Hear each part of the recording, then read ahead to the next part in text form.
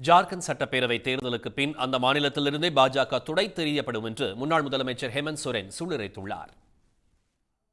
நில மோசடி வழக்கில் அமலாக்கத்துறையால் கைதாகி 5 மாதங்களுக்கு பின்னர் நேற்று விடுதலையான ஜார்க்கண்ட் முன்னாள் முதலமைச்சர் ஹேமந்த் சோரன் தலைநகர் ராஞ்சியில் பொதுக்கூட்டத்தில் பங்கேற்றார். அவரது ஜார்க்கண்ட் முக்தி மோர்ச்சா கட்சித் தொண்டர்கள் அவருக்கு உற்சாக வரவேற்பு அளித்தனர். அப்போது தொண்டர்கள் மத்தியில் உரையாற்றிய ஹேமந்த் சோரன், ஜார்க்கண்டுக்கு முன்கூட்டியே தேர்தல் வரலாம் என்றும் அதை சந்திக்க தயாராக இருப்பதாகவும் கூறினார்.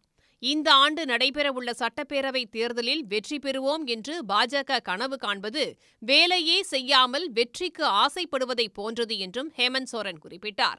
சட்டப்பேரவை தேர்தலுக்கு பின்னர் ஜார்க்கண்ட் மாநிலத்தில் இருந்தே பாஜக துடைத் தெரியப்படும் என்று ஹேமந்த் சோரன் சூளுரைத்துள்ளார்.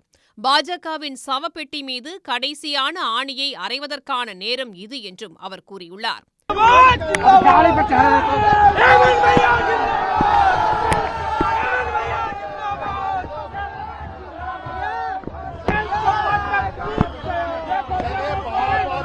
ராணுவத்திற்கு சொந்தமான 8 ஏக்கர் நிலத்தை போலி ஆவணங்கள் மூலம் அபகரித்ததாக எழுந்த புகாரில் சட்டவிரோத பண பரிமாற்றமும் நடைபெற்றது என்பது அமலாக்கத்துறையின் புகார்.